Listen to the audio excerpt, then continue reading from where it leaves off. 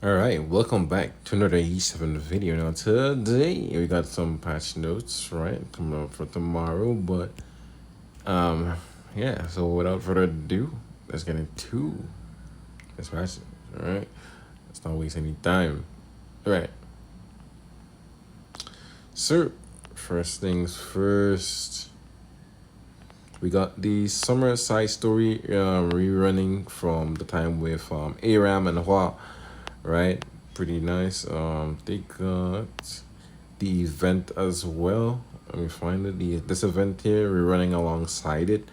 Now I did play this. I did enjoy it. It just might find it in the beginning. I think Hwayoung is probably the easiest one, but it did time get it by weeks. You might have to wait like a week or something to get to play Hwayoung, right? But um, they they take a little while at the start because at the start you don't have the upgrades, the stat upgrades and stuff. So sometimes it might feel a little bit hard getting a higher score, but I don't think you need to do that much to clear it. Just clear it, get the rewards, get the things, and then dip out.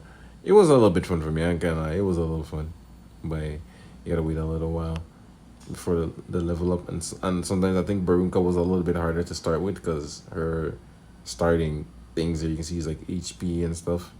I think it has like regen over time, but the attack nodes are over there, and you want the attack to clear out stuff faster in the beginning. And then Hwayoung has the attack speed, then she has the HP and stuff. But yeah, that's the event. It was pretty fun. You got your little slot machine here. I think you got some gear in here as well.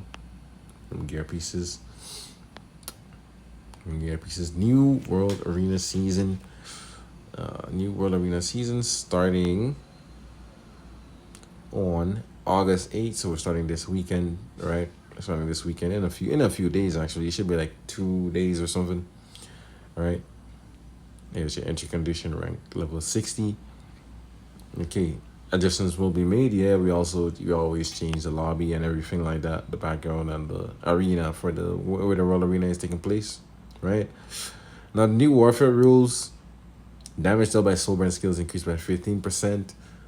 I was kind of side eyeing this one a little bit because I'm like units like ML Celine that already do so much damage. Or EE already buffs her first Soulburn's damage, I think, by 50%. So now she gets an extra 15 on top of that, which is gonna increase the damage. Obviously, things like Dark Core versus S3 Soulburn, ML Aria, S3 Soulburn, it doesn't even matter if it's just like an increased damage Soulburn. Any skill that does damage that has a Soulburn attached to it, doesn't matter what the Soulburn is. The Soulburn could be ignore ER. As long as it does damage, it's gonna be doing 15% increased damage, right? Increase the amount recovered and barrier strength by 30%. This works for things like RNL, right? She has the healing in her Luciella form, barrier strength from the S3, bigger barrier, and things like that, right? You have like Estelle with her barriers, her counters, her healing. Ludwig's barrier is gonna get bigger, anything like that, right? So, yeah, I think obviously even like prot set units too, bigger barrier. Hey, yeah, increase the prot set barrier by 30%. Yeah, I think that's okay. Yeah, we'll see how many units abuse this. Decrease evasion by 30%. A lot of people really do like this one, but really, I don't think it. I mean, I guess if you see this warfare rule, you can pick a team that would normally get like Setsuka on 3 or something, or on 4 or something like that, and then they would like hesitate to do that. Even like RNL, some people will still pick RNL into this because the character is just giga strong, right? They'll probably still pick her into that and then maybe get hit and then cry, but the character is still strong, so they'll probably still pick her up really early if they can. And then the last one, they nerfed the ER rule by half, right? So it's down to 50%. So yeah, I think when I look at all these like warfare rules, the anti-evasion, the extra soulburn damage, yeah, you can see the defense one and that is there, but that combined with the characters that have been coming out lately, it seems like they want to maybe push this season to be a little bit more aggressive, but we don't know that for sure. The season is just gonna start, so we don't know what's in store for like the mid-season units, the units that is gonna come out around World Cup. We don't know. We're getting a lot of aggressive stuff at the start though, so we don't know how it's gonna end up. Let's see. World Arena ranking. The skin is gonna be Lone Crescent Bologna. I hope they cook on this one. The Illinois one kind of let me down a bit because it is a good skin. I'm not saying it's a bad looking skin. It's a good looking skin, but for the character of Illinois, it just wasn't. I don't think it was. I think it was out of place for her, so that's why I just didn't enjoy it as much. These new frames though, they look really nice. I think this might be another sweaty season because these things look really nice. I can't lie. Even the Warlord one looks nice too, but these ones look really nice, man. But I do want to talk about something before we go down here. On the custom group banner, we see Sigret and Hecate, which these characters, they haven't even been out for a year yet, so I don't know. Like, I wasn't expecting them to be in here, but if they're actually in here, because this picture was removed from the website, as you saw. I didn't see when I was scrolling, but it looks like it was removed from the website. But yeah, the custom banner is gonna go up to Sigret and Hecate, which these characters came out in like the fall and winter of last year, so they're not really due for a rerun yet.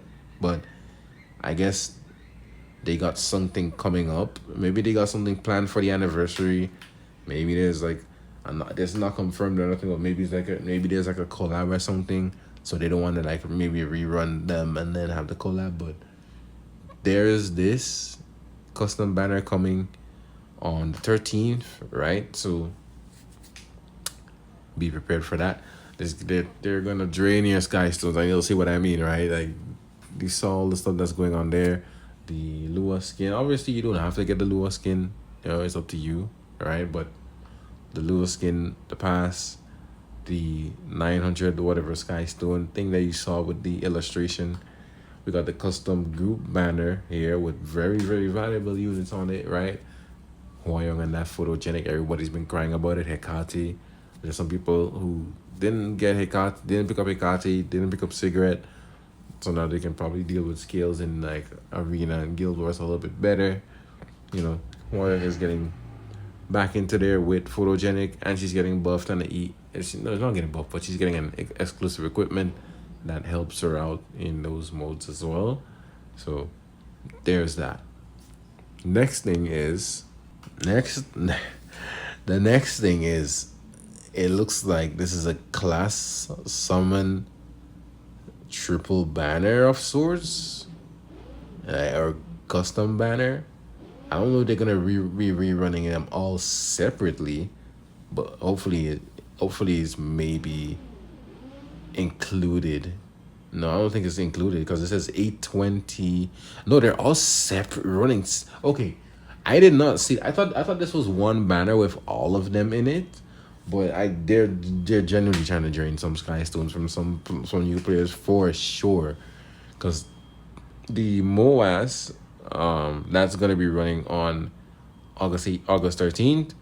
Then we got August 20th for the Cure All Magic one, which is the Guardian Ice Crystal copy.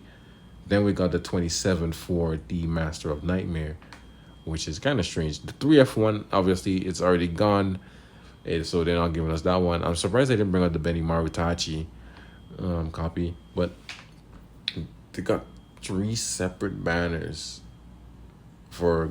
I mean, I guess you don't really have to pull for these.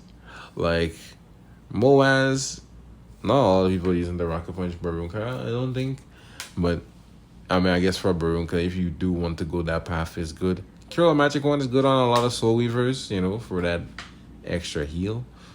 I think Master of the Nightmares is decent. Some people use it on Tori, some people use it on Nurse and stuff like that. It could be working on Janua as well, maybe sometimes. But yeah, I don't think most people are pulling that one. But yeah, you can see that they're definitely trying to drain some Sky Stone. So be prepared, man. There's probably gonna be something dropping like after all these, like after this date right here, the 27th. There's probably something. The anniversary is coming up. There's probably something dropping. Like I wouldn't be surprised if Scylla is limited now, and maybe Charon is probably the ML, and Scylla is maybe the fall slash winter limited unit, and she's giga cracked. We don't know.